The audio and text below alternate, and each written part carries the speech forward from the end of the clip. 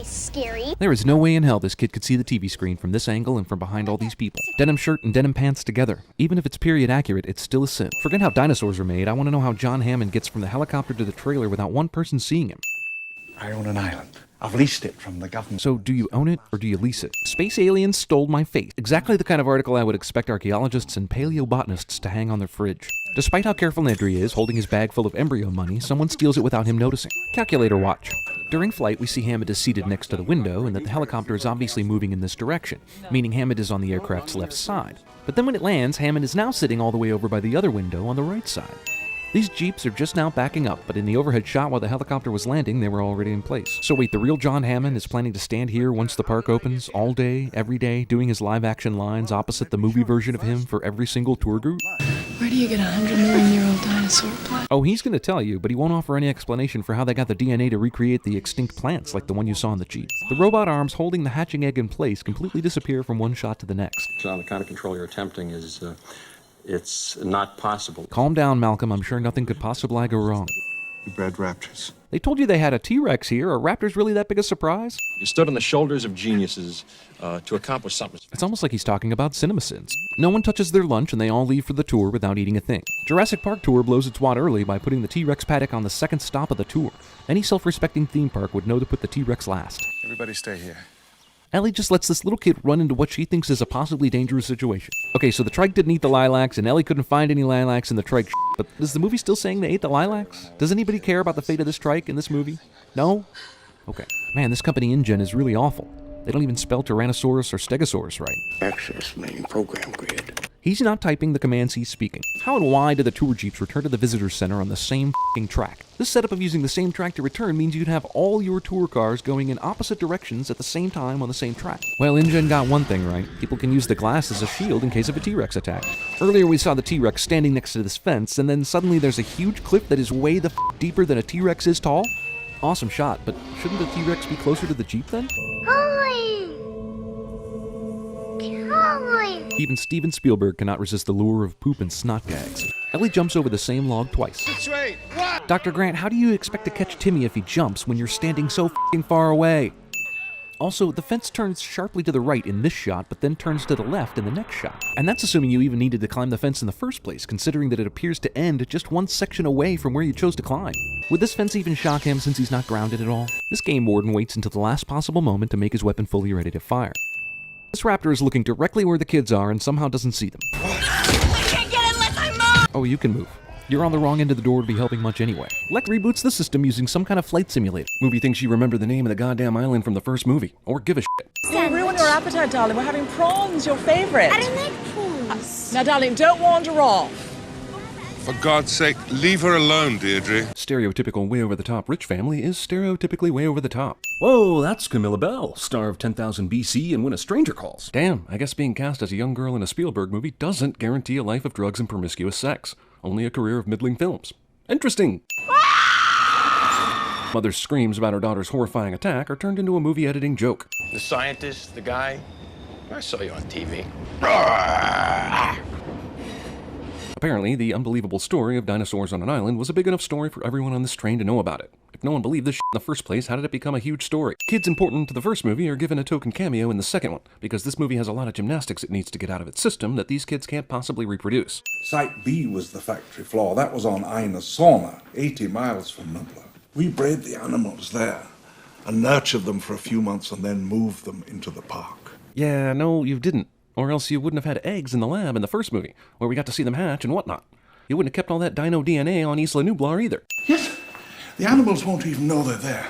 Very low impact, strictly observation and documentation. Seems like John Hammond has never heard of the observer effect. The carnivores are isolated in the interior of the island so the team can stay on the outer rim. Don't worry, Ian. I'm not making the same mistakes again. How so? No, you're making all new ones. Ian Malcolm would be amazing at CinemaSins. Eddie Carr, who's a field equipment expert. We have our paleontologist. Who I am not revealing the name of until it's dramatic enough to do so. And their wee girl was injured. Oh, she's fine, she's fine. Sure she is. That's what the blood-curdling scream from her mom told us. Now that I think about it, this whole scene was worthless. We saw some shitty tiny dinosaurs, the attack happened off-screen, and the parents were terrible human beings. And the girl is fine? I could have gone straight to this scene and I wouldn't have missed it. And now it's only a matter of time before this lost world. Roll credits. So you went from capitalist to naturalist in just 4 years. That's something. Yes, it's called forced character development. Who's the paleontologist, by the way? Who you didn't say? She came to me. I want you to know this. John plays the pronoun game, and Jesus, could you just tell him it's Julianne Moore already? You sent my girlfriend to this island alone? And it's amazing how subtly they stuck the exposition in that line. Also, how has she been gone for days and Ian hasn't worried about her until now? She doesn't even have Sega. She's such a troglodyte. Sega wishes this joke wasn't dated as hell. You've known her for 10 years. Why did Malcolm ask Kelly to come all the way out here just so he could tell her she's staying at Karen's place? Is it so that she could become a stowaway and find herself on the island later? But anyway, you got your own stuff. You got your gymnastics competition. Movie plants the seed for something awful later. He won't go any further up the river. He's heard too many stories about this island chain. Why did he agree to go this far in the first place? Cinco Muertes. Both photographer and expedition planner guy seem surprised by the name of the island group that Malcolm's daughter clearly saw on board one of the RVs when she was stowing away. They call the islands Cinco Muertes. Also, Spanish Death Island cliche. What does that mean? Really? You mean you've never been exposed to basic Spanish your entire life? Nice dinosaurs enter the picture because it's not time for the movie to be dangerous yet. Oh, give me a fucking break. She didn't hear any of that shit the last 10 minutes? Hey, Nick! Instead of being surprised by a sudden other human, Sarah goes straight into prankster mode and scares the sudden other human.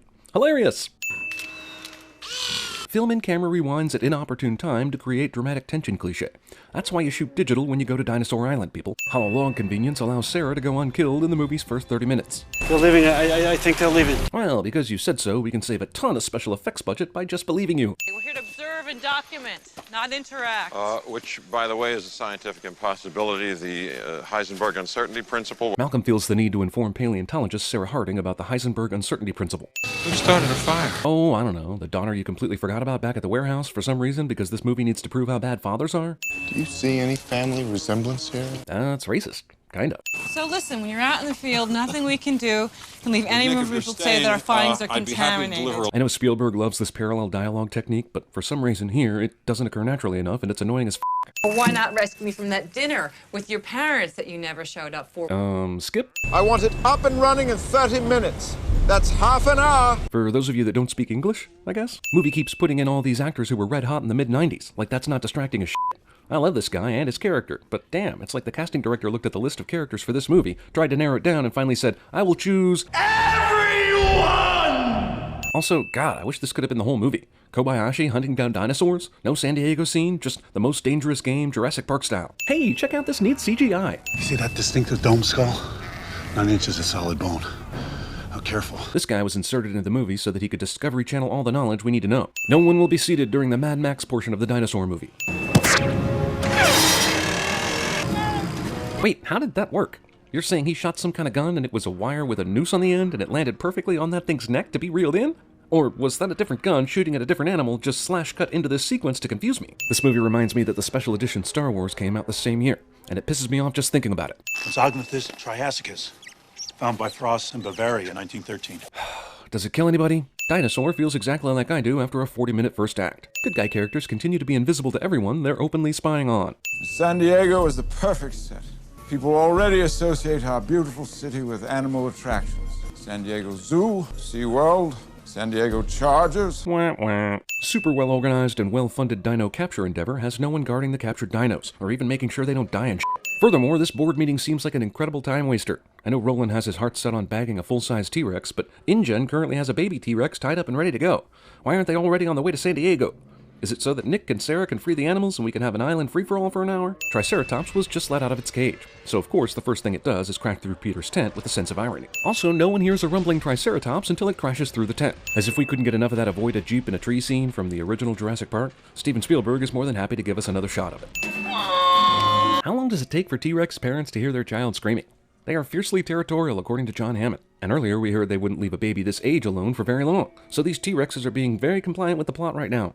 We're not alone on this island. Something I'm surprised you didn't realize when all your helicopters flew right past the big RVs on a cliff when you first arrived. Look, I get it. These guys are compassionate. They want to help the baby Rex. But it's batshit insane to drag an injured baby Rex around. Do you think the T-Rex parents are going to be thankful? Hell no, they're not. The amount of time it would take to properly heal this baby divided by the amount of time it would take for the parents to hunt you down and f*** you sideways is a survival quotient I'm not comfortable with. We're in a completely different situation right now. T-Rex mom finally gets mad about her baby missing at the perfect time to punch Malcolm's words into his stupid face. Nick, I need your hand here. Yeah, that phone call probably isn't in any way important. It's not like we're on an island full of dinosaurs or anything. I need another adhesive, something pliable that I can... Gun to save a T-Rex machina. Birds fly away to signal something ominous cliché. Quick injection of antibiotics and I can get him out of here. Now you're definitely not doing anything that requires immediate attention, and you're still not answering the phone on Dino Murder Island. Help me get this thing out of here. Instead of screaming T-Rex 6 o'clock, Malcolm decides on the do what I say without question method so stubborn Sarah can waste more time. T-Rex is so pissed it went after a Jeep that obviously had no living things in it, and threw it because even dinosaurs know what makes a cool shot. Okay, now throw the motherfucker outside already. Jigs up, people. Time for your survival. Earlier when the T-Rexes walked casually into the camp, the ground was shaking under the high hide. Now that they're presumably running at full speed, no ground shaking at all. Hang on, this is gonna be bad. Malcolm speaks only in understated dramatic movie lingo when screaming is more appropriate. Also, how could he see that anything bad was about to happen? It's dark, rainy, and they're surrounded by trees. Hang on to something! Hang on to something! Unnecessary repetition of unnecessary orders. T-Rexes accomplish half their mission and then just peace out for 10 minutes before returning. She survives this just fine. Just a little scare. I will say, this scene with the trailer hanging over the cliff and the window that could break at any moment is pretty rad. There are a couple moments in Lost World that are great, and this is one of them. Rob, what? Anything else? Yeah, 3 double cheeseburgers with everything. No onions on mine! I don't know if we'll turn it over. F*** you. All 3 fall when the rope goes loose, but all 3 also catch themselves on the ledge.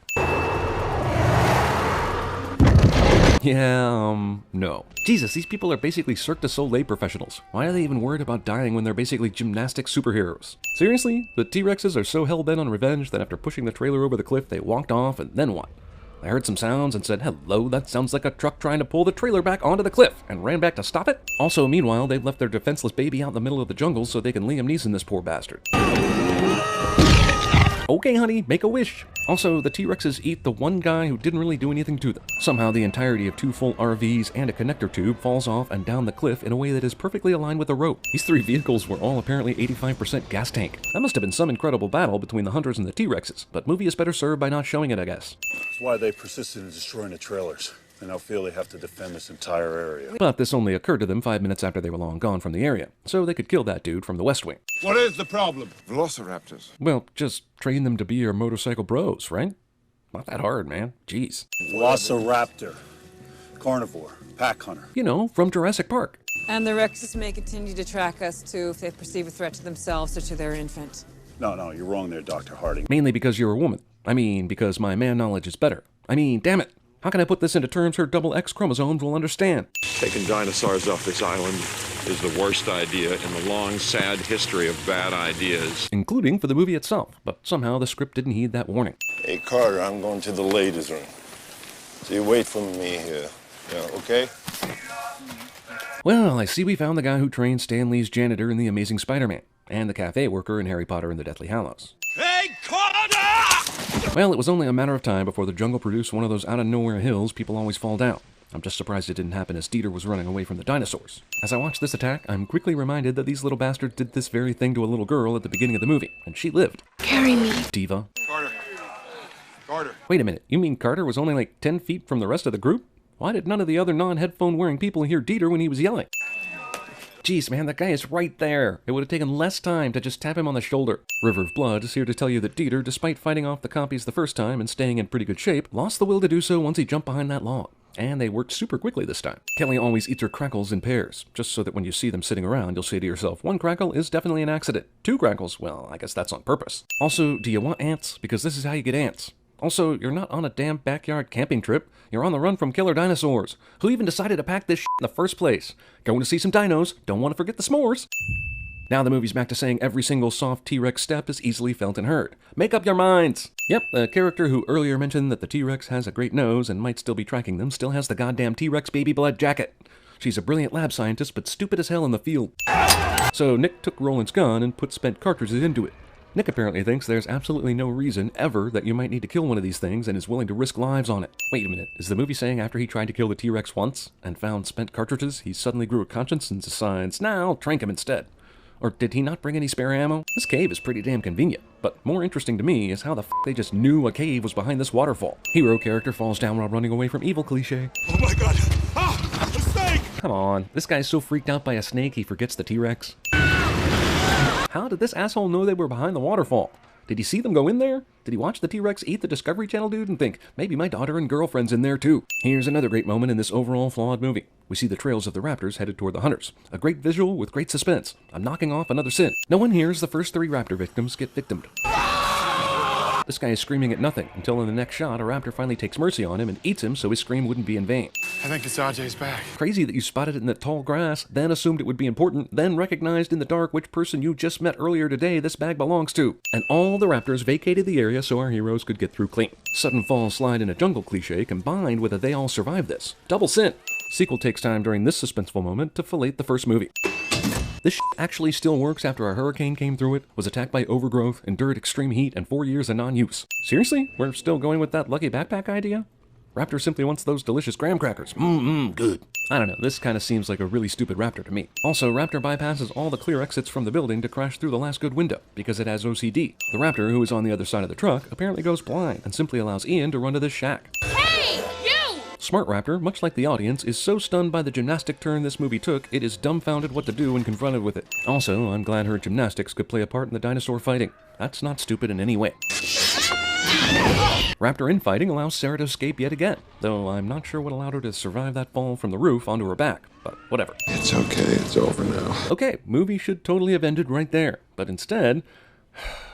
That's one souvenir they won't be taking with them. Because these 2 bullets represent the entire munition supply. They're headed into port, but I can't raise them. So this is a decently suspenseful scene.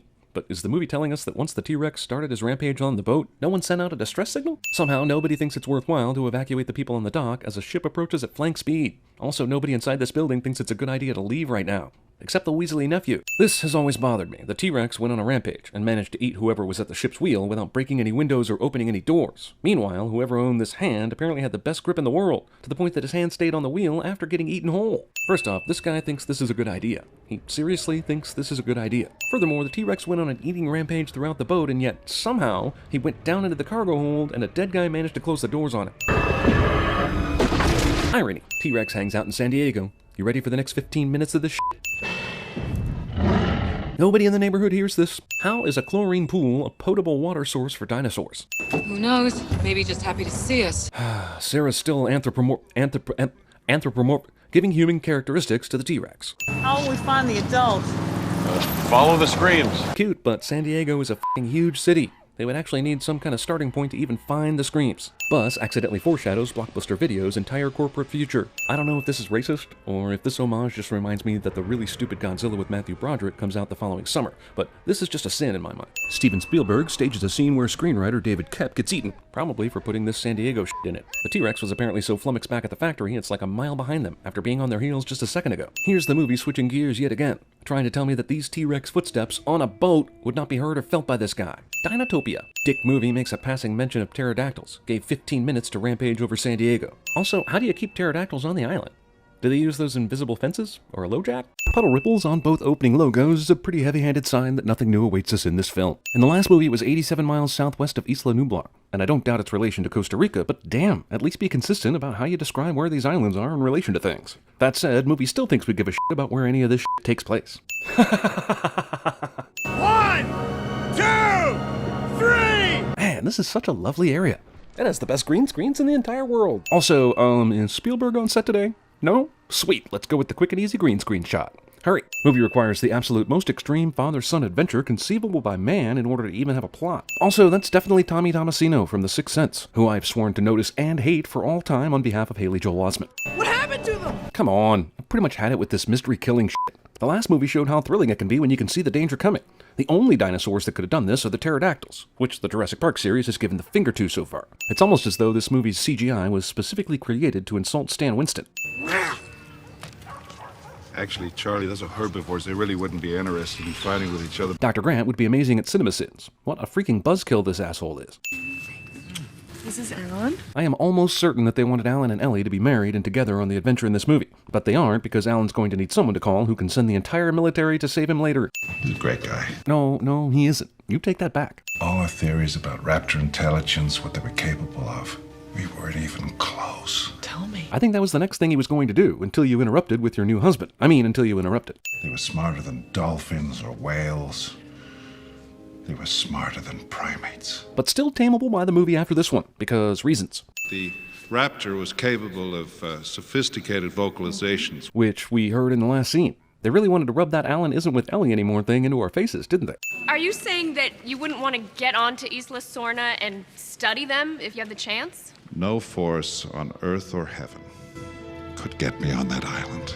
Oh yeah? So why am I watching Jurassic Park 3 then? Also, hilariously over-the-top statement designed for comedic reversal setup cliche. But you can feel the difference. Sexy archaeology. Gonna have to back up in 4 weeks. Dr. Grant once again has financial troubles that will make him easy to buy when it comes to going to Isla Sorna. This is brilliant, Billy. Really it is. Sad to say, it's just a little bit late. Dr. Grant? Sketchy funding offer arrives during discussion of project's dwindling funds. We have permission to fly low. Grant somehow believes this pushy couple when they say all they want to do is fly over the island. No force on earth or heaven could get Dr. Grant on that island, so a private jet will have to do. Even with what I pay you, couldn't you afford a better bag? No way. This one's lucky. Jurassic Park franchise goes for back-to-back lucky packs in back-to-back movies. One of the many ill-advised ideas this movie crapped out. Alan! Jurassic Park 3 can't tell you enough how much it hates you. For the 3rd movie in a row, only the good dinosaurs are visible at first. Ben! Amanda, honey, Dr. Grant said that's a bad idea. What? He says it's a bad idea. What's a bad idea? Téa Leoni tries to be more annoying than her Bad Boys character, and this movie is actively trying to get the audience to mutiny right about now. That's a Tyrannosaurus. I don't think so. It sounds bigger. It sounds bigger? Damn, this guy didn't even graduate from the Prometheus school of running away from things. Everyone survives this plane crash, but only because we're on Dinosaur Island. All those white people to eat, and the dinosaur chooses the one black guy. That's totally racist. All the remaining white people survive this. Dinosaur plane soccer.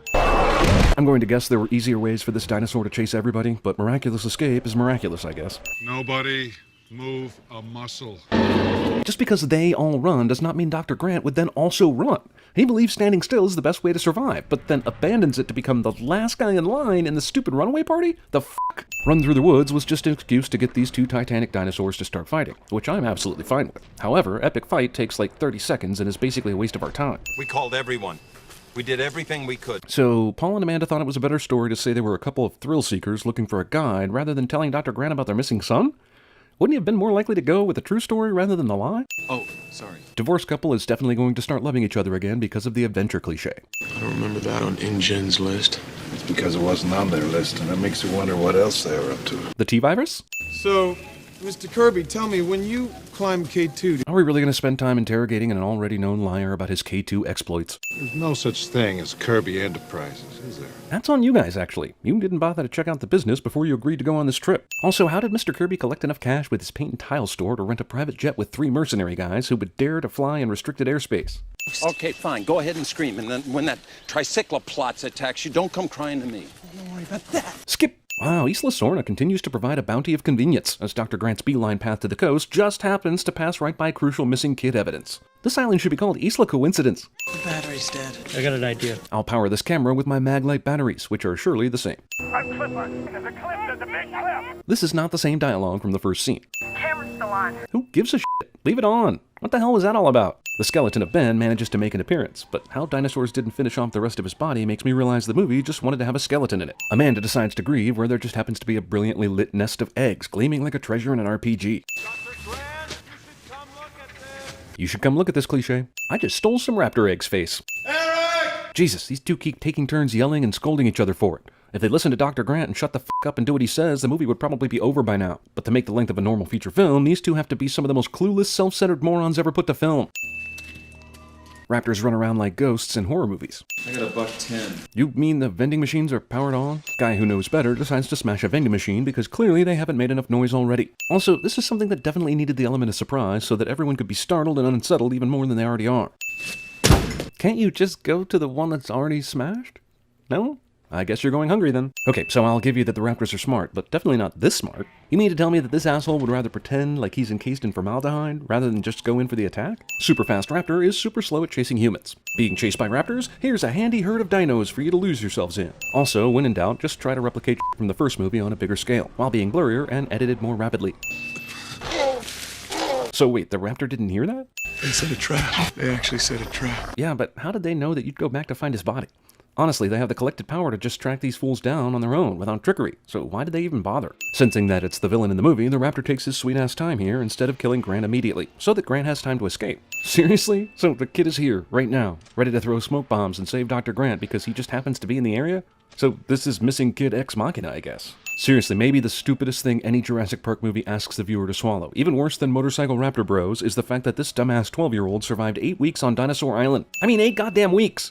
Last movie, a heavily armed force was driven off the island in 2 days. This movie's adults started dying off almost on touchdown. But this kid, because he reads dinosaur books, has lasted 8 weeks. My fucking ass. Also, I guess Eric learned how to cut his own hair after being on this island for 8 weeks. I read both of your books. Because every kid that manages to run into Dr. Grant has read his books. Also, Kid eats a Nestle Crunch, which, when you combine it with the crackles in the last movie, means this series is extremely high on crisped rice chocolate bars. I just used the last of the gas grenades. Phew. Good thing InGen left a perfect 8-week supply behind when they cleared out. This is T-Rex P. How'd you get it? You don't want to know. Because even the screenwriters don't know. I'm astonished that you've lasted 8 weeks on this island. Yeah, but the movie isn't.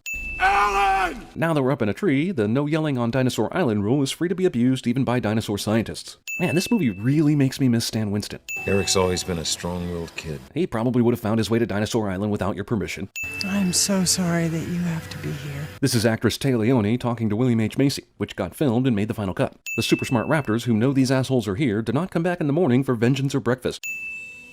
That's my dad's satellite phone. Later we find out this is inside the giant dinosaur, so how the f can he hear it from here? Also, despite the fact that the satellite phone is shown here in a second to not be with the parents, somehow this island is small enough that Eric's yelling can be heard by the parents, and the parents somehow couldn't hear the phone. What the f is going on? There's nothing but jungle around them, but they amazingly find each other in a giant clearing made explicitly for reunions. My phone? Yeah, your satellite phone. Where is it? I don't have it. Well, then that makes this the luckiest satellite phone call ever. Somehow the kid managed to hear it, you guys all happened to be in virtually the same area when it began to ring, and a dinosaur managed to eat it whole without breaking it, making this reunion possible. Spinosaurus managed to make it through the jungle without being heard until the satellite phone began ringing. Oh my god, if that isn't the luckiest damn hole in the fence I've ever seen in my freaking life. Premature Relaxation. Movie that just showed us that huge-ass dino crushing a metal fence like paper expects us to believe this door can hold it. Alan, you want to give me the bag back? It's okay, Billy, I got it. First off, Billy is way too suspicious about this bag for someone who wants to keep its contents secret. Second off, Grant decides for no reason to bear the burden of the bag, just so we can have this scene about what's in the stupid bag. It's not a Jurassic Park movie if someone isn't trying to smuggle something dino-related off the island. No, seriously, every movie. I bet Jurassic World has some theme park investor trying to smuggle a baby dino inside his suitcase or some shit. You watch. Steel, raptor eggs. Now it all makes sense. What, like the raptors weren't going to attack you without the raptor eggs? Since when do raptors need a reason to go after you? But I did it with the best intentions. With the best intentions. Some of the worst things imaginable have been done with the best intentions. You're right. No more good intentions for me. I'm swearing that shit off. Only evil intentions from here on out. You're no better than the people that built this place. Damn, I hate Billy, but Jesus, that's way over the top in harshness, Grant. Grant still thinks taking the only path left is a good idea after the first path he chose nearly killed him. No one gives a shit. Pterodactyls, the Jason Voorhees of dinosaurs. Also, how in the f did this thing fly around and land without anyone hearing it? Also, you'd think we'd have seen one of these f***ers flying around the island during the movie. But no, they're all laying low for maximum surprise value.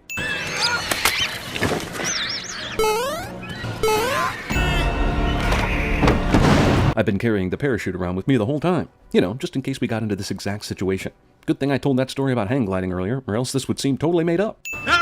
Man, it's amazing how the entire rest of this bridge that had that one part collapse right away has stayed intact for this race against Eric's death. Guy who was just revealed as a selfish asshole gets immediate chance to redeem himself, because this screenwriter runs a tight ship. A boring ship, but tight. The mama pterodactyl apparently peaced out after throwing Eric to her young, and allows this escape. All dinosaurs must slowly stalk their human prey for fear of ending the movie too early. Let go now!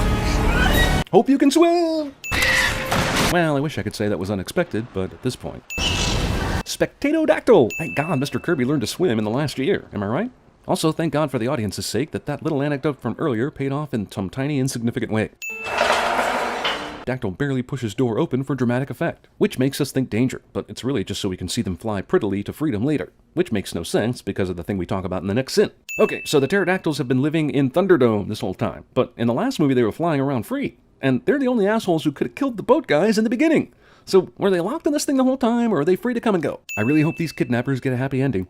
They're just the best, aren't they? I have a theory that there are two kinds of boys. There are those that want to be astronomers and those that want to be astronauts. For girls, well, they're lucky we even show them a telescope, much less make a profession out of it. This river takes them by a field of completely harmless and beautiful dinosaurs instead of a field of raptors and T-Rexes, because even the f***ing river bows to the screenwriter's whim. Know something, Dr. Grant? Billy was right. About f***ing what? Well, I made fun of the island for seeming too small earlier, but damn, how many hours down a river do these assholes have to travel to reach the f***ing coast? Darth Maulosaur. Oh, the irony. The hateful f***ing irony. Okay, so it's almost 7 a.m. here in what we think is the Washington, D.C. area, after looking at a license plate earlier in the movie. And we just saw these guys boating down the river when it was daytime. This island is 207 miles west of Costa Rica, a country that operates in the Central Time Zone, and 207 miles west ain't shit to the Central Time Zone. So is this movie saying they've been boating for so long it's nearly 6 a.m. where they are and totally dark outside? They're only an hour behind Ellie, so what the fuck? Wait a second, this cage was completely submerged in the water, remember?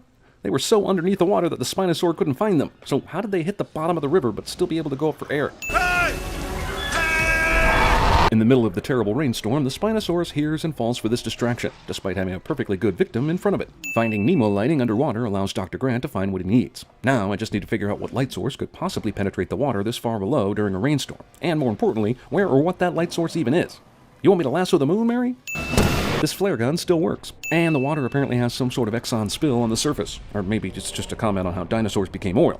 I'm not quite sure what to make of this, actually. Angry Dinosaur runs away completely, instead of just around this patch of fire here and back at his intended target. Remember when we went fishing a couple of summers ago? Nope, skip. I definitely re-love my ex-husband face. They want the eggs. Do you think so? She thinks you stole the eggs. It's because she's a woman, isn't it? If this asshole blows through one of these things and is actually able to talk to or confuse the raptors, I just might scream.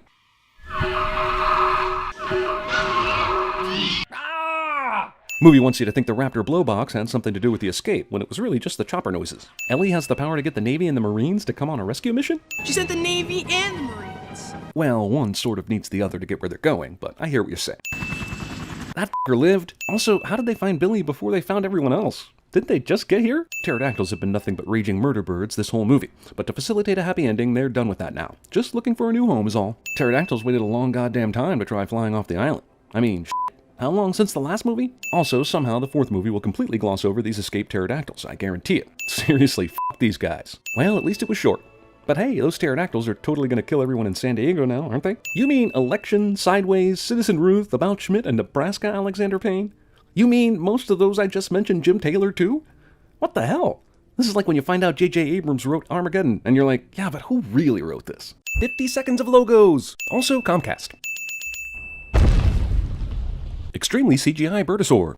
Boys, let's do this! Well, it's not a Jurassic Park movie if there's not a kid obsessed with dinosaurs. Just once I want to see how a kid obsessed with Star Trek fares on an island full of dino predators. Also, Viewmaster foreshadowing. Judy Greer doesn't have a bigger role in this scene. Holy shit, it's the kid Tony Stark gave all those gifts to! No wonder he's a daydreamer. But hey, let's be honest. At least his home life turned around, am I right? I mean, he's got his own room now instead of having to sneak off to the garage. Apparently the public is warm to the idea of a huge dinosaur amusement park, but it's still one you have to take a flight to Costa Rica and a ferry to another island to see. With names like Zach and Gray, I know for sure I'm not going to like these kids. Jurassic Tennis. Welcome to Jurassic World. Roll credits. Let's be honest. No one's impressed by a dinosaur anymore. Tell that to the viewers that made this 2015's biggest hit. Also, Jurassic World steals the same reason Monsters, Inc. is in business to justify the plot. Well, how did you get two different kinds of dinosaurs to, Oh, Indominus wasn't bred. She was designed. Blah, blah, blah. No one asked you, B.D. Wong. I'm sure Ron Howard's daughter could have told him that, but hey, glad you could make it to the Jurassic comeback. You didn't miss much between. Is there somebody who comes back and covers this stuff in dirt every 10 minutes or so? Or is this some sort of exclusive archaeological dig that these kids won in a contest? That first park was legit. Movie acknowledges the first film's events as canon, but this new park was still somehow built. You close the deal. Looks like it. Verizon Wireless presents the Indominus Rex. Movie chock full of product placements makes fun of brand deals so that Hollywood will seem more like people. You look tense, Claire. You're not even looking at her, dude. And that? It tried to break the glass. But only the one time and never again since, because while it's a smart dinosaur, it's actually quite stupid, you see? We've been taught that raptors are so insanely smart they can figure out puzzles and attack in patterns and shit. But apparently with enough gung-ho attitude, you can train them to be your bitches. I just saw a Bond. A real Bond. This just in, Chris Pratt is the new Bond. We know that the military needs to reduce casualties. Introducing probably the worst part of this movie, the already supervillain company hoping to recruit these animals for war purposes. But what do they need these dinosaurs for when they have the T-virus? Or am I confusing my movies again? Also, if a military is using raptors to fight wars, don't other militaries just decide to bomb the living out of such a fighting force? You don't send dudes on the ground to fight raptors, right? Drones can't search tunnels and caves, and they're hackable.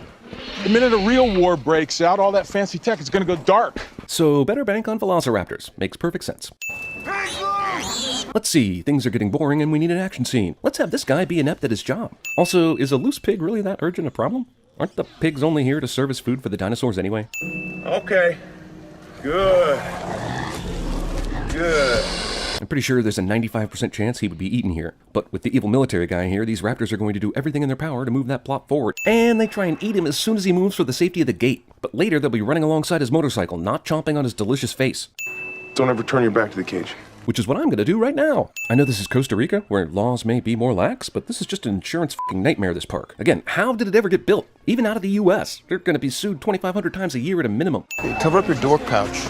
Interestingly, this is also how kangaroos mock their nerdy siblings. This place sells dino balloons with almost no helium in them, so they appear to be walking on the ground, which means they lose what little helium they have very quickly and are just an overpriced brief waste of time. At least if you buy the pterodactyl balloon, it comes with full helium out of the box. Am I supposed to laugh or wince at this? Jurassic World, the theme park, feels half parody of the over-commercialization of Disney and other theme parks, and half actually what would happen in this movie's reality. The next T-Rex feeding will begin in 10 minutes. Movie expects me to believe that only this one child is running for the T-Rex exhibit after that announcement. Do you even kid, screenwriter? Wow, cell phone reception is excellent on a remote Costa Rican island. I went to Montana last summer and found out T-Mobile doesn't have any service in that state, like at all. But the Costa Rican Ocean f***ing blanketed in cell coverage. This was supposed to be a family weekend, Claire. Skip! There's apparently no such thing as calling a guy on the phone when it comes to asking for his help. Nope, we need a full scene of Chris Pratt exerting his male dominance over the alpha female. Also, I wonder how much Jurassic World paid Mercedes to slide this movie into their car commercial. Made. What? Owen's nickname must be Daniel-san. Did this movie just have its jock hero catch a fly in midair? Jesus. I don't control the raptors, it's a relationship. It's bullshit, whatever label you want to put on it, dude. That's why you and I never had a second date. Why is it every time there's a woman who needs to find some man for a job in movies they've dated before? You might want to change your shirt. They're very sensitive to smell. Way to get back at him for all that sexist dialogue, toots. I mean, this is the 30s, right? I can get away with calling her that. Only the first row or two got slickers, even though roughly 32 rows were drenched by the mosasaur spray.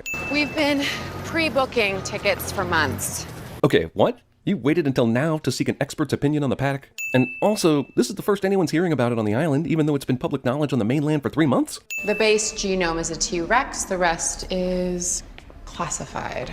You might as well say raptor then, or lie. Also, how can you ask a dude to evaluate the prospective worthiness of a dino paddock without telling him what he's dealing with? I know we're supposed to understand that InGen hires these lax, lazy security guards because they don't give a f***, but come on, this is just piling on. With siblings, they learn social skills, and I imprint on them when they're born. And now I'm picturing that creepy Twilight baby. Thank you. Also, we just heard that the Indominus was born with a sibling. She ate it. So all this smart talk by Owen to make him look like the world's foremost authority on dino psychology and shame the company for their misdeeds comes off just a little hollow when we know that. Plus, she never tells Owen this for some reason. Claire gets in the car and calls HQ about tracking the Indominus, instead of doing that before leaving the paddock. Remember, this thing could be anywhere, including the parking lot. Also, we can show how deaf this new dinosaur is, and so she can't relay the information in time to Owen, who stupidly goes inside the cage. When you think about it, this is just the Indominus's protest against Jurassic Park 3. Radio craps out right when they need it to work, and despite the excellent cell phone coverage demonstrated earlier. Like all doors in these movies, they close with the speed of a VIC-20 computer. Meanwhile, you have a SeaWorld attraction at your park where you can lower a whole stadium of people in way less time. Let me get this straight. The guy who got out of the paddock first decided, I'll hide in front of my truck, instead of, getting in the truck and driving away? That's what you get for eating sandwiches on the job. It's amazing InGen thought this dinosaur would be their business savior, when it's basically just T-Rex 2, the Rexening. My wife, she came at me with a steak knife. Took a chunk out of her arm. Do you get the sense Vincent D'Onofrio invented this backstory about raising a wolf pup strictly for his character? Amazing the guy who wants to use raptors for war has this convenient history to share. Yep, this also looks like a serious death risk for the park visitors. What control systems are in place to keep this herd from knocking over the truck? If mom and dad get divorced, will one of us be with mom and the other with dad? Who gives a shit? In fact, who gives a shit about these kids? At least Lex and Tim were part of the action from the get-go. These kids were dropped off by a Z-rated babysitter and they offer nothing, absolutely nothing to this movie. I googled their divorce lawyers. Which happens, dads leave, no need to be a pussy about it. Look, you're gonna get 2 of everything, right? You're gonna get 2 birthdays, 2 Thanksgivings, 2... I don't want 2 of everything. Except parents, right? How do you not shut down all attractions and issue an evacuation order with a genetically enhanced hybrid T-Rex on the loose? I need to see a badge. How the f*** did the elevator even allow him on this floor? You know you can make elevators do amazing things these days, right? Including keeping out unauthorized personnel? She marked up that wall as a distraction. She wanted us to think she escaped. And she knew that you had cameras that detected thermal signatures and somehow knew she needed to reduce her body temperature so she couldn't be detected. I know when I was born, I already had the theory of calculus down pat, so that's legit. You're going after her with non-lethals? We have $26 million invested in that asset. Movie steals the Paul Reiser from Aliens. That's her tracking implant. She clawed it out. How would it know to do that? She remembered where they put it in. And she knew exactly what it was, apparently.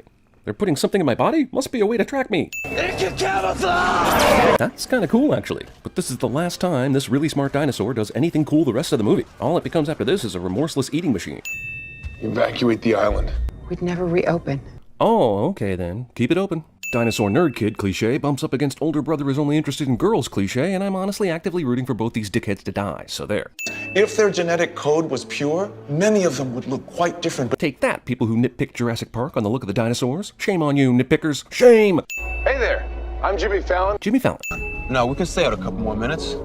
Dinosaur Amusement Park allows rides that can be personally controlled by teenagers. Hello? They made these where there's no communication available other than your own cell phones. It's almost like InGen was writing a screenplay when they made these things. I'm just worried that you're not getting the full Jurassic World experience. Amazing, on the day that Claire's nephews came to the park, that's when all the went down. And they're assholes too, which makes it even more fun. And there's 5 dinosaurs. Aren't you supposed to be a genius or something? Yeah, genius. If you see 5 dinosaurs, including one that looks like the T-Rex got dipped in X-Men mutagen, why are you being so goddamn vague and calm about it? Also, Indominus Rex's path manages to go exactly where the people we're supposed to care about go. The phone call intended to help save the kids actually puts the kids in further danger. This happened in the last movie. Movie thinks that I'll experience satisfactory thrills if it literally repeats the first movie's kids in peril scene, but with a change from night to day and 2 boys instead of a brother and sister. Indominus managed to miss 2 kids with what is basically a huge jagged piece of glass at this point. Thank God dinosaurs hate water. The baby doll from American Sniper thinks this looks fake as shit. It didn't eat him. It's killing for sport. And that, my friends, is how a dinosaur gets more character than all the humans in this movie. Owen, we have a situation here. Has this guy really been tracking Hoskins' movements this whole time? When he's not training raptors, is he this island's official Coast Guard or something? Zach! Grace! Hey, I am not one of your damn animals. Does this woman know anything about dinosaurs? Stay here. Stay here? Stay here? What the f***?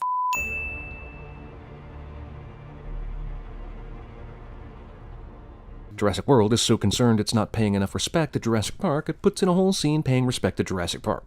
You remember when we fixed up Grandpa's old Malibu, right? Ah, sudden car savviness. Even before the dino breakout, this park is clearly over capacity. That thing is a killing machine. He's talking about Indominus Rex, but he could just as easily be talking about Hoskins' diet. Go take this. You're stronger than me. Just goes to show, guys, if you've been an asshole to your brother all your life, all it takes is an Indominus Rex attack to set yourself straight. Once again, the Indominus finds its way around the main characters, but all we've been hearing about is how it's making a beeline south towards the park. This is not too far from where we last saw her, when she was attacking those 2 kids before they ran here. So I guess despite the fact she's currently moving south, she's doing it in a zigzaggy east-west motion. Dinosaur we know has knowledge of thermal radiation and tracking devices didn't bother taking Owen's gun on the way out. Hey, I remember that scene. Well, I mean, we have to acknowledge that the Indominus isn't that big a target, so even the best of us could miss something like this. Hey, I have an idea about how we can get to the silly plotline with Hoskins and the War Raptors. Let's have the owner of InGen fly his helicopter, make absolutely no impact on the plot, crash, and die. Okay, that's it. We're safe now. Why would you say this?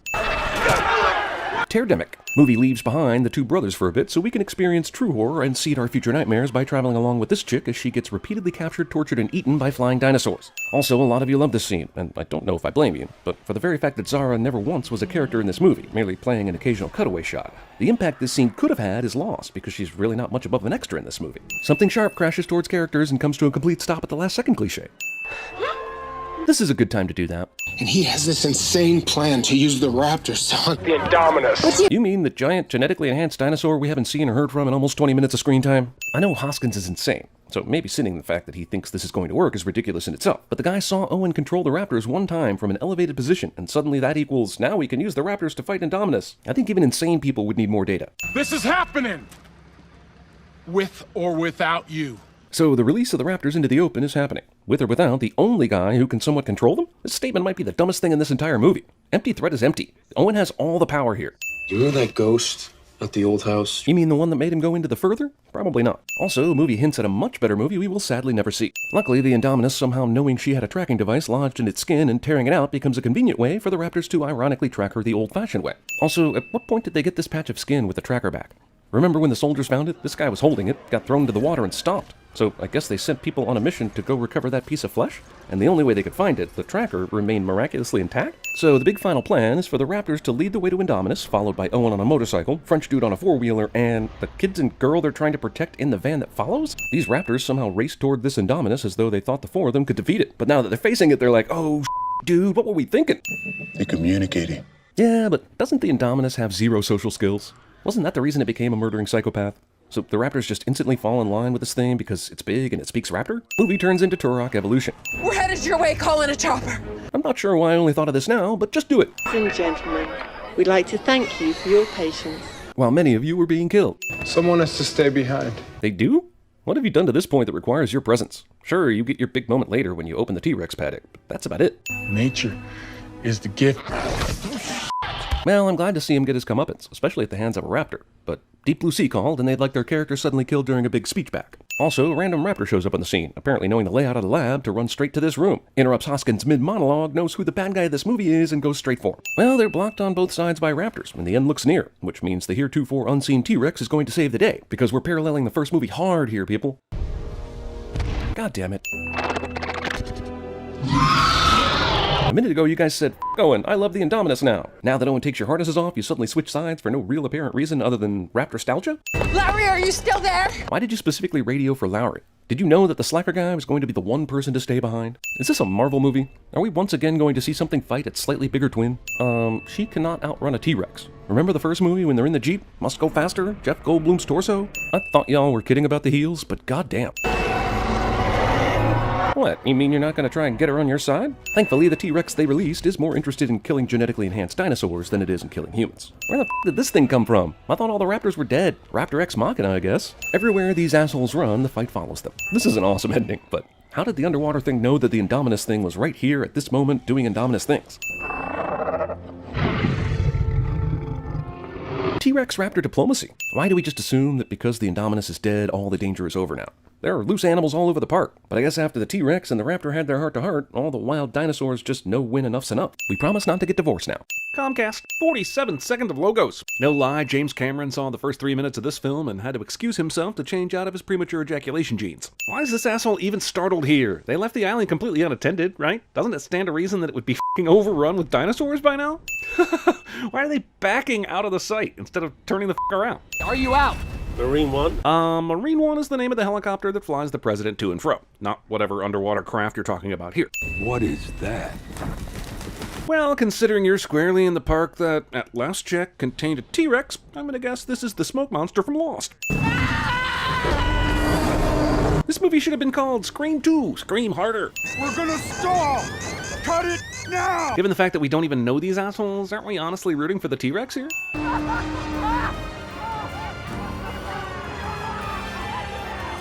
Premature celebration. Wait, the Mosasaurus bit off the ladder and the guy, but it had no impact on the helicopter itself? And not only that, but after seeing this happen, these motherfuckers stand around staring instead of getting the hell out of there? Damn, I haven't seen CGI fire this impressive since 1997 Spawn.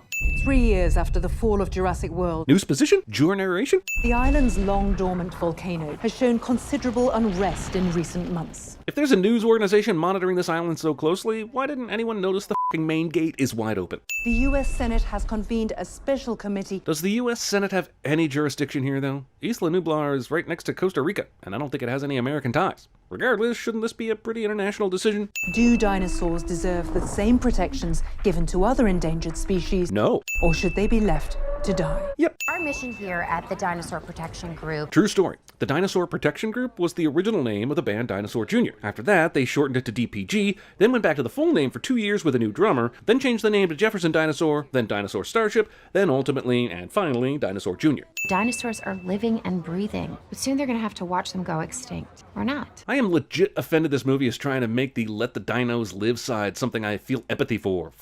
Dinosaurs! They went extinct for a reason, fools! If people like you make a difference, great. This works. Also, after receiving support from the Congresswoman, Claire immediately terminates this call. We cannot condone government involvement on what amounts to a privately owned venture. Also, dinosaurs would kill all the humans very quickly, but I realize logic is not involved in these proceedings, like most congressional proceedings I've noticed. They're all gonna die and no one cares. Roll credits, please? So if we could access that system, our ability to locate and capture those animals safely would increase tenfold. Discount Cerebro. Movie hero is living off the grid in an RV while building something cliche. Why do all these damn Jurassic movies have to open with someone being talked into going to a dinosaur island? Or back to one? Is it because they only have the one story to tell and they just keep finding slight new variations for it? How is that you leaving me? Man, they also can't have a Jurassic World film without these two bickering over their previous off-screen relationship. What, I should just build my own cabin, play pool, and drink beer all day? Why does she make the American dream sound like a bad thing? You're just gonna let her die? Well, yeah. Movie should be over right here. Dunzo, finito, logic wins. USA!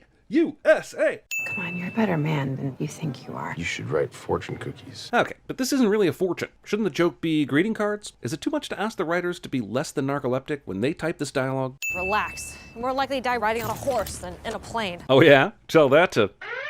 Language not approved. Language not approved. Language not approved. You have your mother's wicked sense of humor. Skip! Movie thinks we're still jaw-dropped in awe at these same f***ing cliffs and waterfalls for the 5th goddamn time, and we are not. Trim the runtime by dialing down the majesty of a place I've been to several times and wasn't really asking to go back to, if I'm being honest. Okay, look, it's possible the remaining dinosaurs did some damage to the facilities after the island was abandoned, but the movie's making everything look like it's been f***ing ages since anyone was here, and it's only been 3 years. These flying dino assholes remind me that there are dinos that can fly, and at least some of them would have bounced from Danger Island as soon as the volcano started rumbling. Sure, Costa Rica's about 120 miles away, but there are plenty of avian creatures that can make that trip without breaking a sweat. It's true. I googled it and everything. This is clearly some kind of homage, I suppose, but in this context it doesn't make any sense. The first movie had something large in the mirror, creating the visual part of the gag. Here it's just Owen. Hey. I'd remove 500 sins if Blue ate him right here. Oh lord, he's gonna tranquilently himself out of this, isn't he? I think they were going for tension here, but watching him flop around on the ground is more like reliving Lego Batman's tantrum. Also, dude, even if the lava's not touching him, it's hot enough that Owen is literally toast right now. This guy has instantly gained access to any system he's tried, but he can't override the doors. Deep breaths, Franklin. Or you could get back on that f***ing computer and keep trying to open those doors. What do we do? These motherfuckers seriously didn't see this ladder this entire time? Yep, they're about to survive all this. Of all the routes out of the jungle, Owen takes the exact path that leads to the facility and syncs it up perfectly when they try to escape. What are the odds? Seriously, what are the f***ing odds? Also, Owen is able to outrun all these dinosaurs, who are running at pretty much the same rate of speed despite their size differences, and who are also taking the exact same route as Owen. I don't want to on effects departments too much, because they're typically overworked and underpaid, but seriously, man, seriously. Why are they pausing right now? Just because they found a giant f***ing tree trunk? I thought the whole point of the last few minutes was to run. This dinosaur takes a break from escaping the exploding island to be a threatening dick to the humans, instead of just outright eating them. F***ing T-Rex Machina. Again. Like, do something new, you dicks. This has the dramatic tension of a Dora the Explorer episode, with less believability. These two long necks back here look like their circular mouths are open, and I choose to believe that they sound like Mr. Bill. The volcano is erupting! Oh no! Oh no! Owen! Wow, in the middle of all this ocean and all these dinosaurs, Owen is able to track these folks down. And I'm just about done giving any shits about this movie. The Shape of Water, Fallen Kingdom. Huh, sure was nice of the erupting volcano and the escaping dinosaurs to take a break and let these guys catch their breath. God, is this movie trying to be Lost World all over again? Is it like Star Trek Into Darkness, where you're literally making the same movie but you change just enough to keep a straight face when promoting the film as not the same movie? They could have saved a few bucks and literally used footage from 2012 here and no one would know the difference. Weird, this is exactly like Speed, in that there is nothing ramp-like at the end of that pier to create lift for the vehicle, yet the vehicle lifts. Only with Speed, it was f***ing 25 years ago, and in 2018 you have to do better than this crap. A movie about a military outfit stealing, rescuing genetically created dinosaurs from a violent island volcano eruption might be the weirdest weirdest place for a John Deere product placement ever. Certainly weirder than that one in Caligula. Also, yep, that John Deere cap is all the disguise you need. John Deere. Perfect for lawn care, heavy machinery, and subterfuge.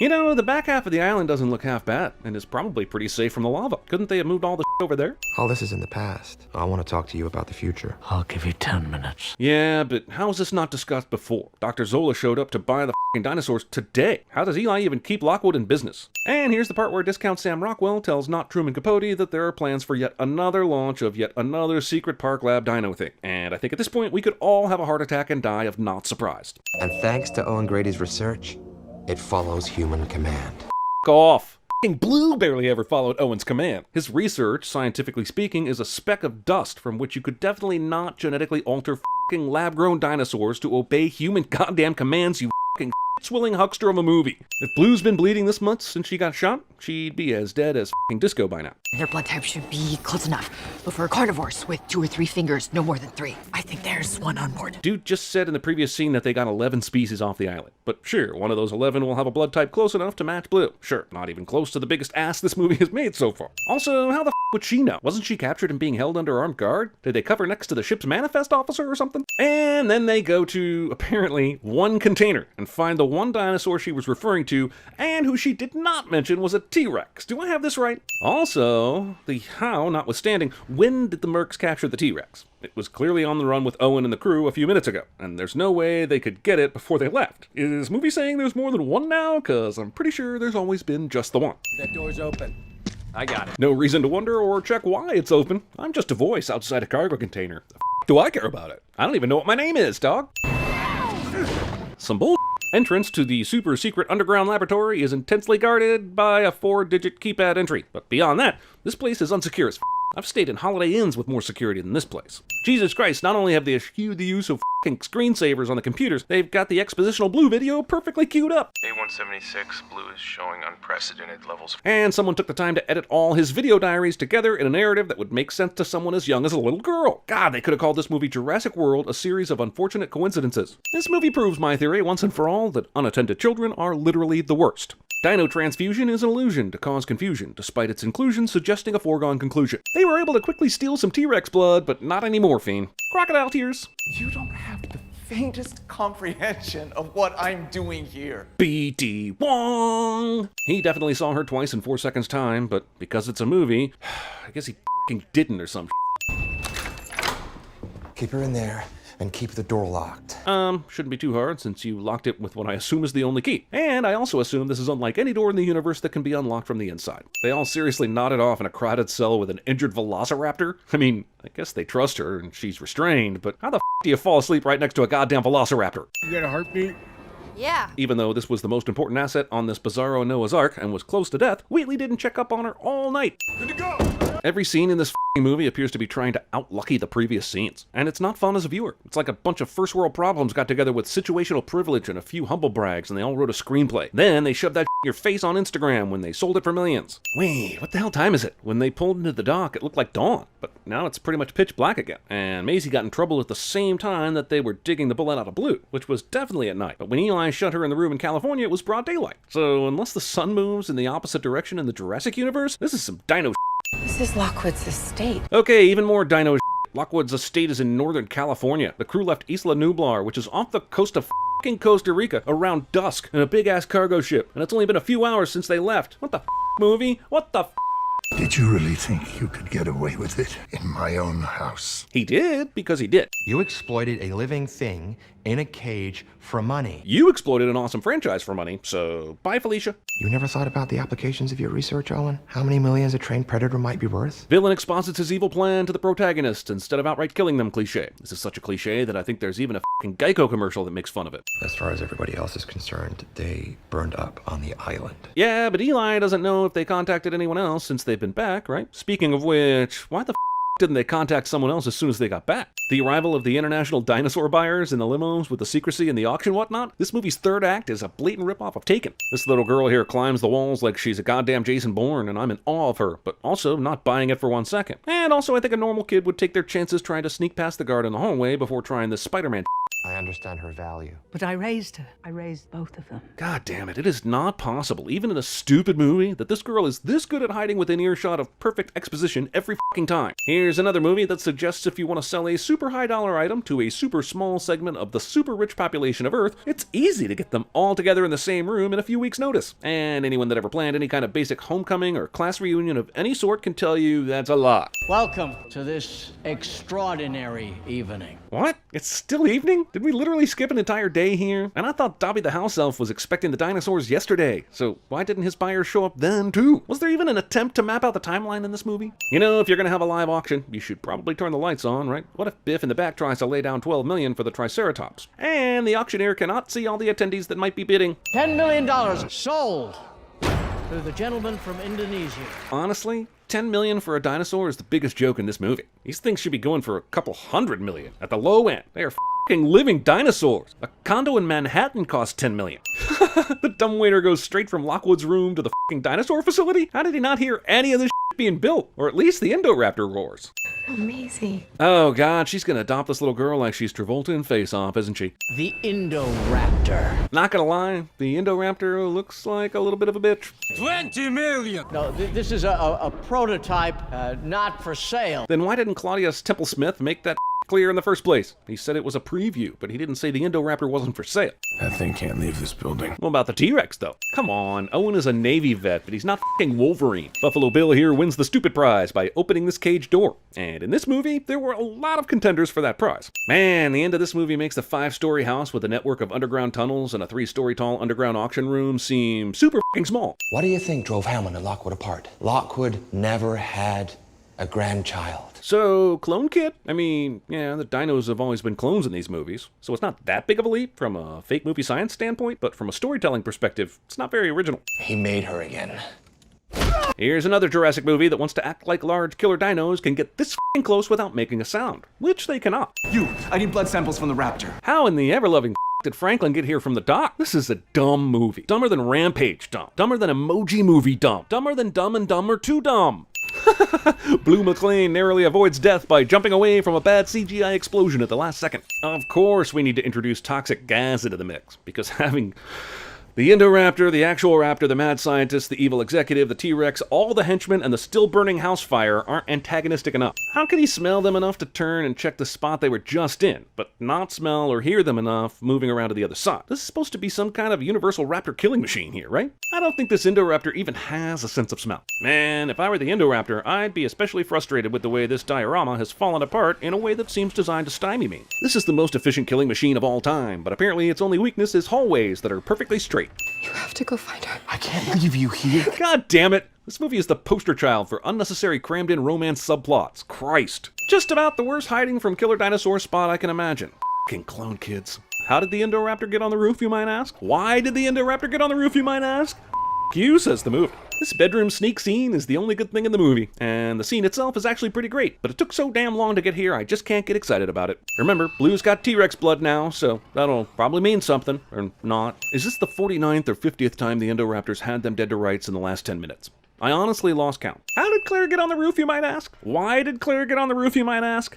You again, says the movie. What? Did she have to point the laser at Owen? Why not point it at the roof? Or the other wing of the house? Or a tree in the distance? Or the moon? There is literally no reason to further endanger Owen's life once you use the laser point directive feature of the gun. There's foreshadowing, and then there's, hey, you look at this shadowing.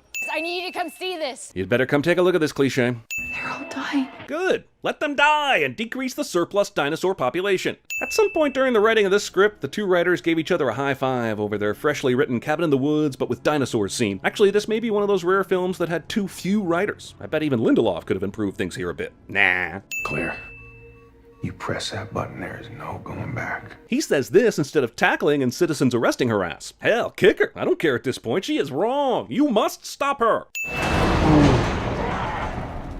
Didn't I tell you that unsupervised children were literally the worst? There aren't enough timeouts in the universe to properly punish this child princess of a jerkwad. I had to.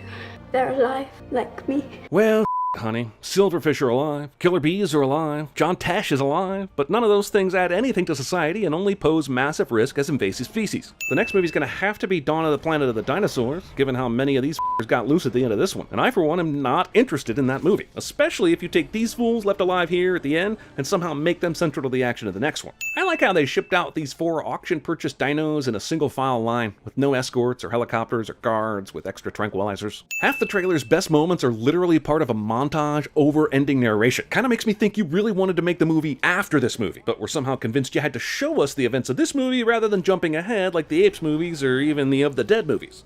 Welcome to Jurassic World. Please roll the f***ing credits! Comcast.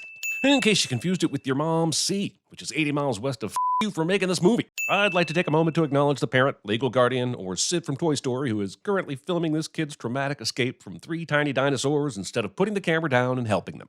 And with every confrontation, we learn more about this frightening new reality. To be fair, though, this particular dino is actually just minding his own business and simply crossing the road. If I was a reporter, I'd be going after the car manufacturer that thinks it's okay for their car to wildly oversteer just because you had to perform an emergency stop. After the devastating eruption of Isla Nublar's long-dormant volcano, Previously on what we hope would be the biggest disappointment of this new trilogy. the U.S. Congress awarded sole collection rights to the global giant Biosyn Genetics. Sure, why not? There's no way giving a monopoly to a single company could possibly lead to anything problematic. For all those Jurassic Park fans that found it unfair we never got a follow-up on how Lewis Dodgson is doing, you're in luck. We've got Dodgson here! Dodgson!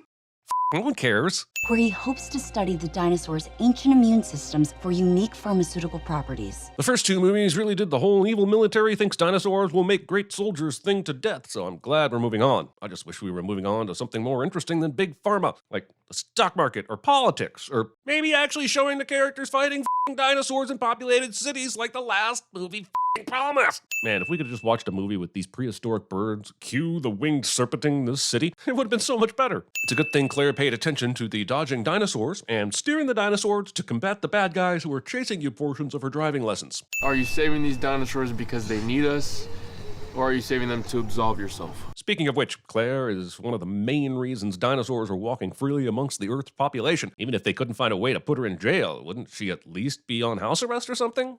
I've never ranched a dinosaur before, but I'm fairly confident mistakes are being made here. Owen does his hand thing in a Jurassic World movie cliche. We're gonna get you someplace safe. Lucky for Owen, this dinosaur understands English. Also, picturing Chris Pratt petting what is probably an adult wearing a green suit and maybe some tennis balls almost makes this movie worth watching. I said almost. Wait.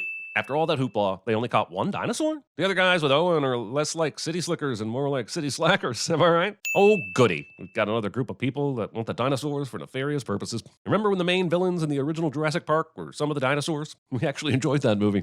Letting a child be in charge of any activity that requires the use of an axe. We're going to find out shortly that Maisie is not supposed to cross the bridge because there's a danger of her being discovered and captured, which is totally fair. But since she's been defying the rule off and on for the last 4 years, how has she not been caught yet? Not to mention Owen and Claire are out there doing all their usual bullshit and bringing attention to themselves. The idea that they kept Maisie safe for a few weeks is ridiculous enough, so 4 years feels like all the bullshit. No, the dinosaur did not just say thank you to the random little girl that came up with the idea to herd them to safety because it just didn't, okay? What are you burning? Oh, nothing, just some old blankets. Oh, wait, what? Sorry, I'm late. God forbid a character ever arrives exactly when they intended, or, just says hi or something. But listen, there's something else. I found that girl you've been after. Once again, I have to ask, how are they just now finding Maisie? Mind you, B.D. Wong wants her for research purposes, and maybe that didn't occur to him until recently, but her not being discovered by someone makes no sense. You're telling me it was easier to track down a specific velociraptor over a human girl whose picture has been posted all over the news for the past 4 years? This movie could have easily dropped the Jurassic World titling and just been called The Locust, and other than a few character names, nothing would have to have been changed. I feel like Jeff Goldblum while I'm watching this, wondering aloud whether or not there will be dinosaurs in this dinosaur movie. Thanks for coming. Wasn't sure who to call. The actual greeting Laura Dern received from the casting director somehow makes it into the script. We've been looking into the impact of industrial farming on the environment. Of course you have. It's as if Biosyn created this specific situation because they really wanted Ellie Sattler to be in this movie. Grant! You You're gonna want to see this. This ends up being about Ellie paying Alan a visit. Why wouldn't you just say, Grant, someone is here to see you? Who says you're going to want to see this regarding a visitor showing up? This student must be a huge fan of legacy sequels. Has Alan Grant ever poured a jug of tea before? Because there's almost as much tea coming out on the side of the glass as there is going into the glass. And Mark? It's over. Of course it is. Look, those paint-by-number coloring books can be fun for even adults, but not when all the numbers are already painted for you. Oh, it's a locust. Calling me an optimist, but I thought it would take more than 6 movies to exhaust the well of over 700 discovered species of dinosaurs before we resorted to making a Jurassic movie about larger-than-average locusts. None of the crops they're eating are biosyn seed. I mean, it would not shock me that they want to control the world's food supply. So the crux of this movie is that Biosyn used dinosaur genes to engineer big locusts that wipe out all the grain that isn't specifically made by Biosyn. But isn't that gonna look mighty suspicious? How sketchy does it look that the only company with exclusive rights to catch dinosaurs also seems to be the only company whose seeds aren't affected by the locust with dinosaur DNA? I need to go to their sanctuary and get DNA from another locust there. Why? What's wrong with this locust? Surely this will have all kinds of funky dino DNA in it, and combining that with the fact that it's only leaving Biosyn seeds alone would be at least enough for a search warrant, right? But I need a witness. No, you don't. This movie seems to think it needs the old gang back together, and maybe it does. But you, Dr. Sattler, don't need shit from Alan. We're about to find out that Ian Malcolm plus at least one other spy is already trying to expose Biosyn. So there's your witness. I got an invite from their in-house philosopher. Putting aside the fact that I haven't got a clue what an in-house philosopher is supposed to be, can't believe that Ian Malcolm would be naive enough to believe that a pharmaceutical company experimenting with dinosaurs would be hiring him as anything other than a token gesture to say, hey, look at us, we aren't doing anything shady. Take the word of the guy who hated the first Jurassic Park. Back up. Even after 3 of these movies with anyone pulling this kind of bullshit, I still find the fact that these tactics always work some of the nonsensiest nonsense to ever nonsense. Where are you going? You can't keep me here, you're not my mother. Kids. Luckily for the Biosyn lackeys, Maisie decided to go on an angry bike ride today. What was their plan if she didn't show up here? So after Maisie stormed off, Claire decided to head inside and shuck some corn? What the actual f***? We've had to sit through many, many minutes of pain. We must protect her and make sure she isn't exposed to the outside world fireside bull. Also that Claire can f off and make dinner instead of preventing Maisie from doing something dumb. Does anyone remember when Claire used to run an entire business? I am gonna get her back. I promise you that. Luckily for Owen, this dinosaur understands English. Franklin, it's me. Your work? Okay, you're kind of a subject of interest around here, so I can't really be talking to you. And yet, as one of her known associates, your ass still managed to get a job with the CIA. We're outside. I've never understood this. We're outside your window, and this will compel you to talk to me, cliche. How do they even know that he's going to look out the correct side of the building? Or that he's even near a window? And your proximity to him wasn't the issue here. It's the fact that talking to you will cause him to lose his job. Something even more likely if you're spotted within walking distance of the damn building he works in. We have people on the ground already. One of them, you know, Barry's French intelligence now. You remember Barry, right? He was the guy from one of the other movies who was in the place and did the thing that I totally remember. No, I know who he is. I was just making sure you know who he is because he's super important.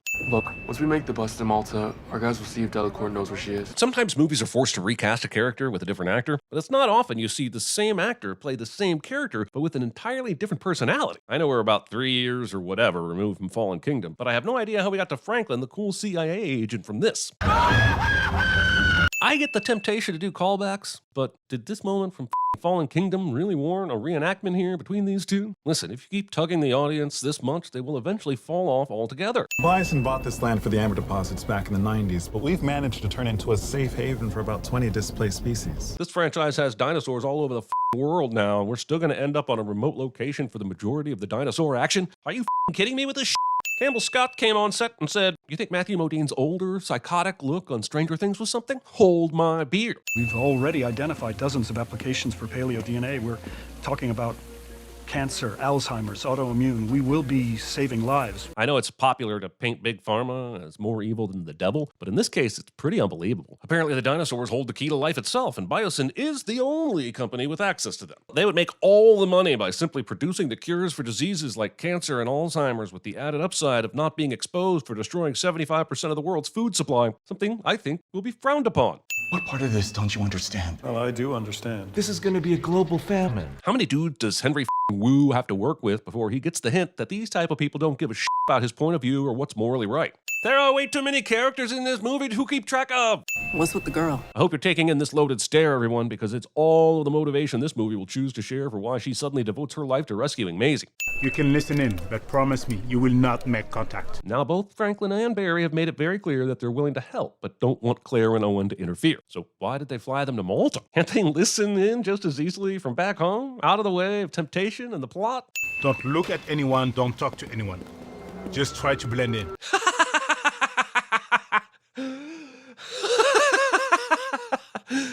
Oh wait, that was Barry being serious? This place feels like it belongs more in an abandoned Star Wars movie. Still flying for Santos, huh? We will now watch Watts accept a job, which is riveting and all, but what is this scene telling us that we don't already know? Why not have Claire in the background of this scene to overhear that Watts works for Santos instead of relying on a chance encounter in the bathroom? Wait. What is this? I need your help. I don't know you. True, and yet Claire will latch on to the stranger she just met in the bathroom because she has a familiar accent. It is blind luck that Watts not only flies for Santos, but saw Maisie being loaded into a sketchy car. This movie, people. Let's go back to this "you're only supposed to listen in" bullshit. Barry and Owen have now left Claire inside to ask questions about Maisie, and Owen is right beside Barry, scoping out the situation. Why is Barry getting them involved like this if they were just supposed to listen?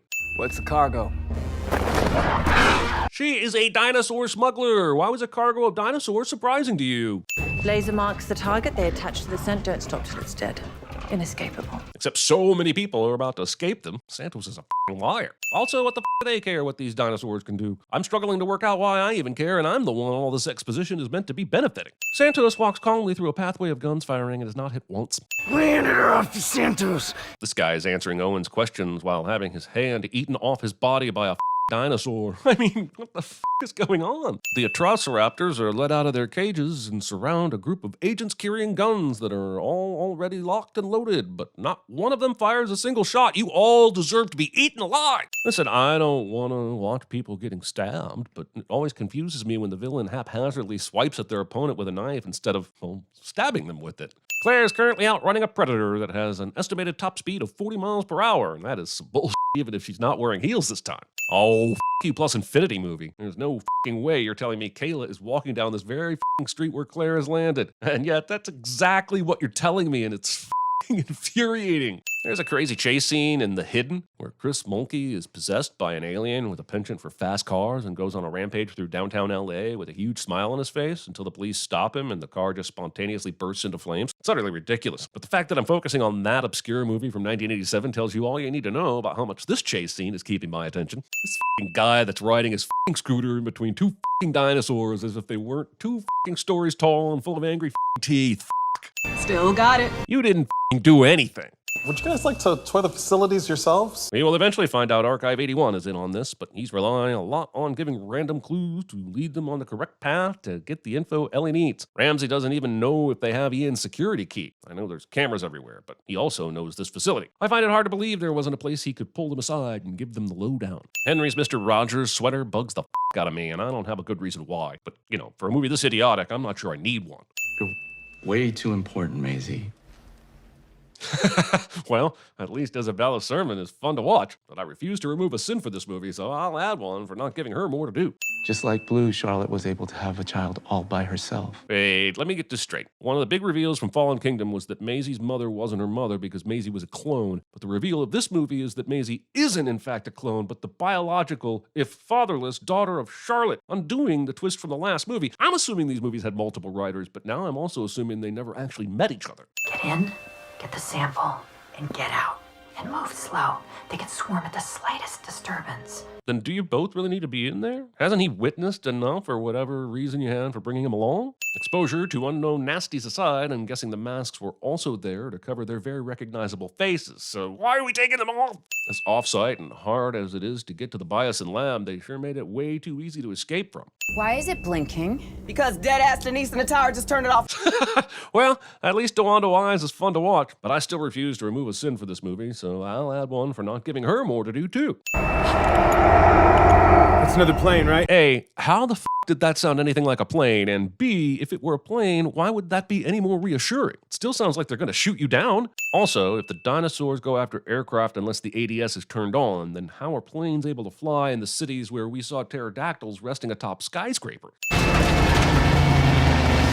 Owen, Layla, and somehow my patients survived this. This shot is really fucking cool and definitely worthy of a sin removal, but I'm still not going to give this movie a sin off, so I shall instead sin this moment, because even if this dinosaur is a herbivore that can't see well, it can definitely smell, and Claire should be pretty smelly at this point. That dinosaur knows where Claire is, they're just being a dick, and you know how we feel about dickish dinosaurs around here. Is that why you're helping us? Is now really the time for the heart-to-heart, or is he just trying to break the ice? Owen isn't shivering or wet enough to have just fallen into icy water, and he f***ing should be. I'm surprised he isn't dead from hypothermia and being cloned already. I used an access key, Yankee white clearance. One of our cameras saw Ian Malcolm put something in Sattler's pocket. Bullshit.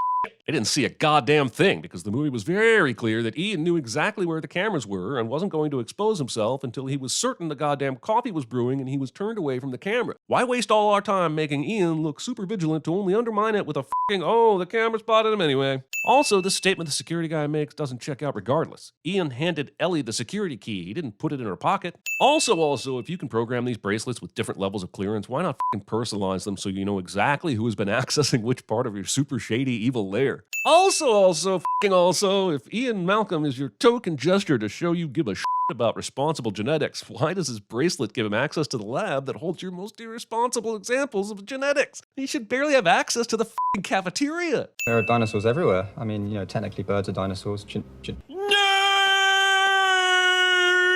You envision what? An evil, unbound Prometheus, so that's what I am to you? Prometheus got gored. Prometheus shadowing, which to be fair is my 9th favorite kind of foreshadowing, but even that can't save this movie. So will you rapacious rat bastard. Jeff Goldblum and Campbell Scott may be the only two people in this film who truly understood the assignment. I almost feel bad for all the sin removals this movie is missing out on for being so diabolically unlikable. Allosaurus? Giganotosaurus. This movie in particular has a lot of random dinosaur encounters that essentially have nothing to do with the story. Sure, they look cool, but they're so inconsequential, I feel like they're just trying to stop me complaining about the movie not having enough dinosaurs. Don't you pander to me, movie. I'm fully aware that I'm the asshole here. Okay, which one of you nerds genetically engineered this dinosaur to wait in the dark and jump scare its prey to death? Was it you, Gary? Gary. Forget that! So we're taking cheap shots at Indiana Jones now? I'm sure there's a joke here about throwing crystal skulls in glass houses, but if the movie isn't going to work to be funny, I don't know why I should bother. There are 10,000 possibilities. That's assuming that the code is only 4 digits, which Ian couldn't know. There could be hundreds of millions of different possibilities if it's much more than that. What kind of maniac organizes their desktop like this? And if these are sensitive documents, why are they so easily accessible from the desktop in the first place? Also, this monitor is in a terrible position unless chronic neck pain is something you enjoy complaining about. Should we all lean to the left or something? That's a very constructive. Thank you, Maisie. Just want to point out what are supposed to be 3 of the most brilliant minds are residing in this vehicle currently. And all they can come up with is let's lean left. No, we're teetering. My least favorite type of tension is when you're waiting for the terrible thing to happen, and then suddenly the terrible thing happens, but nothing terrible actually happens. And I feel terrible for wanting something terrible to happen so that I don't feel like my time was wasted wondering how terrible the terrible thing was going to be. In other unrelated news, I wonder if they could use some of that amber to genetically engineer me at the source. It's my parents! Of course it is. Out of all the places the Jeep could have rolled to a stop at, it's the exact place Owen and Claire are because this movie is dumb. It only took 1 hour and 46 minutes along with some of the poorest plotting imaginable to get all these characters together in the film. Totally worth it. What is that? Giganotosaurus. Biggest carnivore the world has ever seen. Why did this need to be said twice in this movie? Cool! Ian Malcolm fires a flaming spear into the giant don't f with me asaur, and that's great for the trailer, but we literally just saw it eat one of these fiery locusts and immediately extinguish the flame. Why did this set it back so much? You're at Jurassic World. Jurassic World? Not a fan. I hear you, Malcolm. I really, really do. What's an ADS? Aerial deterrent system. Which Ellie should know because she was already told about it on the plane ride to Biosyn. I don't care that a f***ing Jurassic Park cartoon explained how Dodson came back into possession of this f***ing Barbasol can. It's still some of the bullshit ever shit.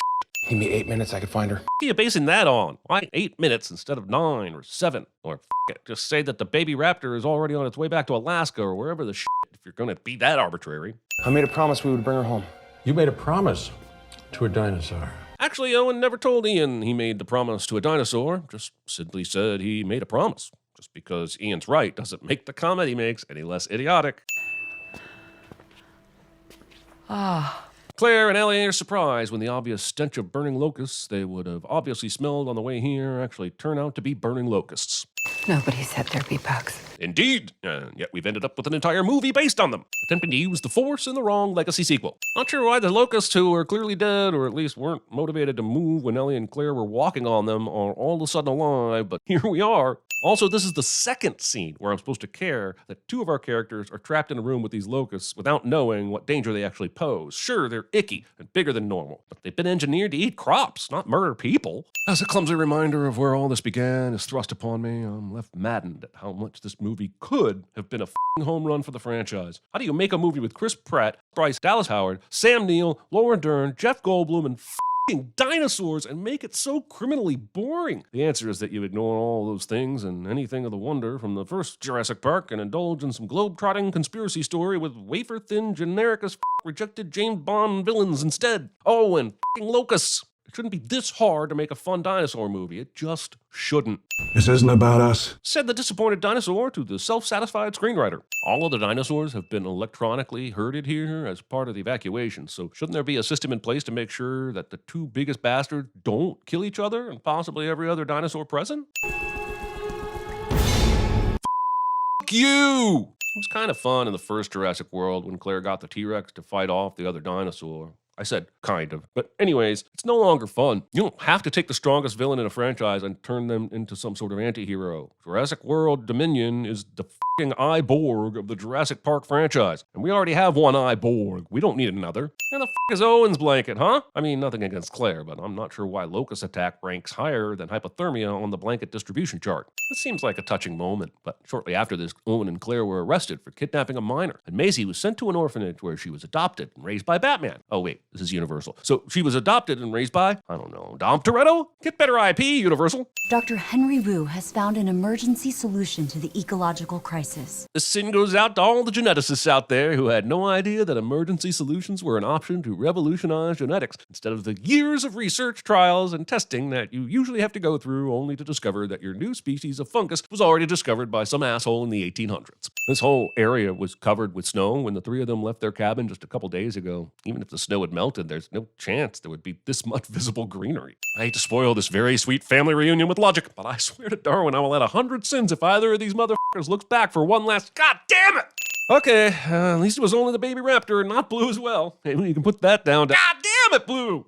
If we're going to survive, we'll have to trust each other, depend on each other, coexist. Yeah, but how did you manage to communicate that to the fucking dinosaurs? This is exactly the same montage we saw at the beginning of the movie, only this time the dinosaurs are miraculously living in harmony with the local wildlife as if they learned some valuable lesson and signed a fucking treaty with the UN as well.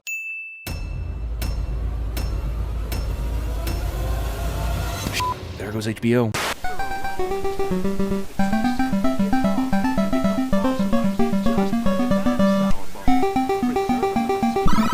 One job, one day's work, very dangerous. He does not expect all of you to live, but those of you who do will have $91 million to divide between you in any way you see fit.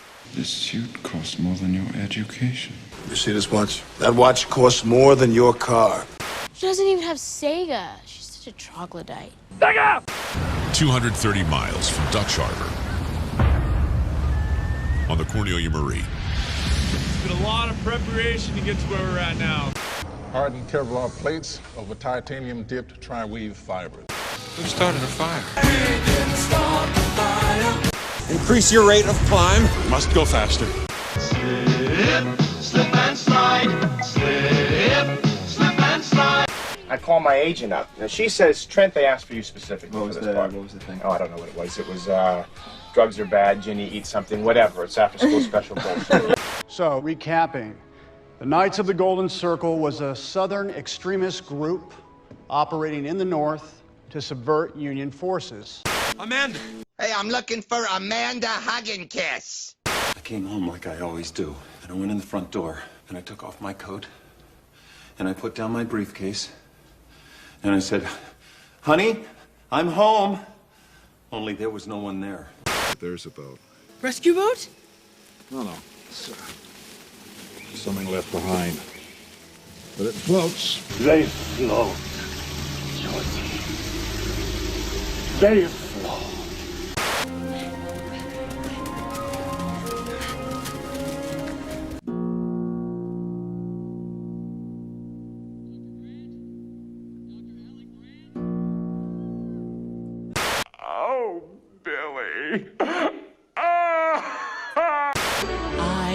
show you the world, shining, shimmering. Apollo 13 flight controllers, listen up. Wait, what the hell? It's in the cage. The call is coming from inside the house. There is another guy.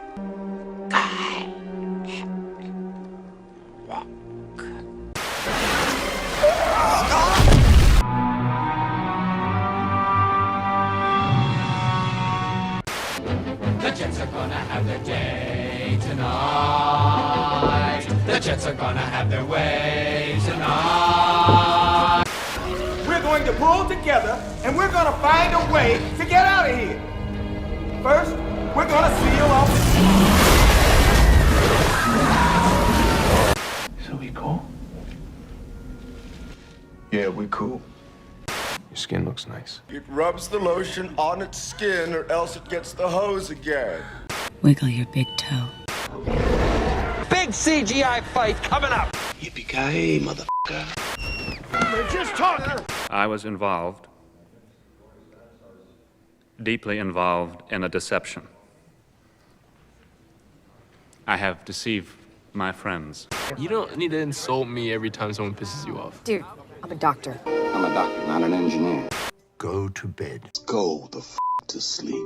Sometimes animals that went extinct millions of years ago, like dinosaurs, left their blueprints behind for us to find.